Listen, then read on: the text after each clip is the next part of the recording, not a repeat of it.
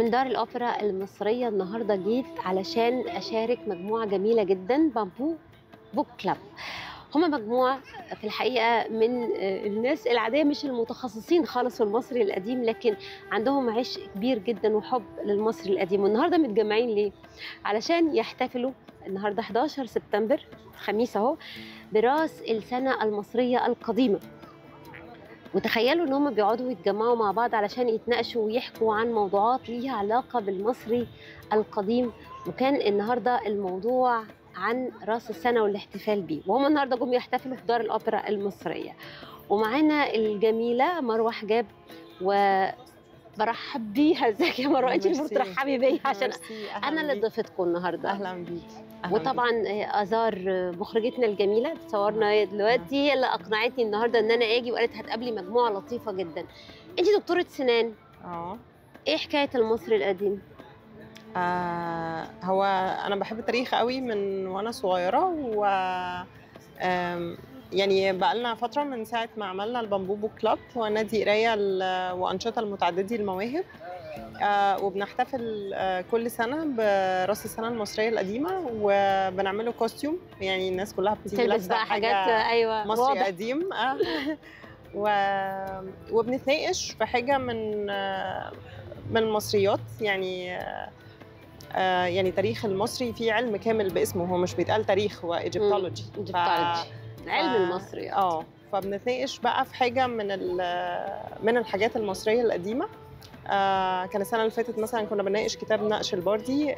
السنه دي باشمهندس عصام رئيس الجمعيه المصريه للفلك حكى لنا عن التقاويم، وان ازاي التقويم المصري القديم هو اول تقويم، وهو اللي طلع منه التقاويم كلها بعد كده، يعني الجريجوري واليولياني والتقاويم اللي طلعت بعد كده، وان ازاي اللي عملوه المصريين برضو.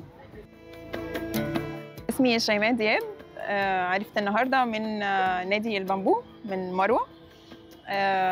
بحب ومهتمه قوي بالمصري القديم، وجيت عشان احتفل براس السنه المصريه القديمه، وكان في دريس كود لطيف. حبيت البس اللوتس والتقي بناس مهتمه بنفس الحاجه، واسمع كلام جديد واخبار وتاريخ من استاذ عصام، ونحتفل سوا. اي حاجه ممكن نرجع لمصر القديمه، هي دي بدايتها. يعني انا مثلا دكتوره سنان، هو القدماء المصريين هم اول ناس عملوا فرشه سنان مثلا. صحيح. هم اول ناس عملوا الورق، فعشان كده اسم كل الحاجات مشتقه من البردي، البابيرس، يعني بالالماني بابيا بيبر، يعني فاي حاجه هنجيب روتس هنلاقي في بريسز كمان في المتحف الحضاره، المتحف القومي للحضاره المصريه، تحسين ان هم عاملين حاجه شبه التقويم فعلا. دي من الحاجات اللي رحناها مش تقويم السنه بقى اللي احنا بنتكلم عنه النهارده، تقويم الاسنان.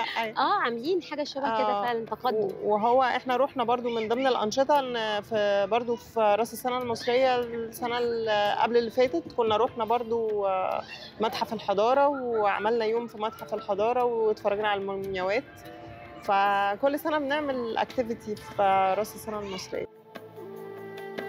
عرفت النهارده حاجات عن التقويم ما كنتش اعرفها، عن الساعه، وانه ازاي ابتدى المصري القديم يترخ اليوم والساعه والزمن، وعلاقه ده باداره الحياه بتاعته، وعلشان يواكب حياته بالامور المهمه فيها، يعني زي الفيضان مثلا، انه ازاي يقدر يستفيد منه وفي نفس الوقت يحافظ على حياته وعلى الممتلكات بتاعته. عرفت كمان حاجه حلوه قوي، انا مهتمه قوي بالساعه ومهتمه بشكلها، بالحركه بتاعتها، ليه بتتحرك في الناحيه ديت مش في الناحيه الثانيه. فعرفت انها هي بتتبع الظل، يعني هم اول ما ابتدوا يقيسوا الساعه فكانوا بيعلقوا حاجه او بيثبتوا حاجه في الارض، والشمس بتعمل ظل عليها، فالظل كان بيمشي كده نفس شكل عقارب الساعه. فدي كانت معلومه بالنسبه لي لطيفه جدا وجديده جدا.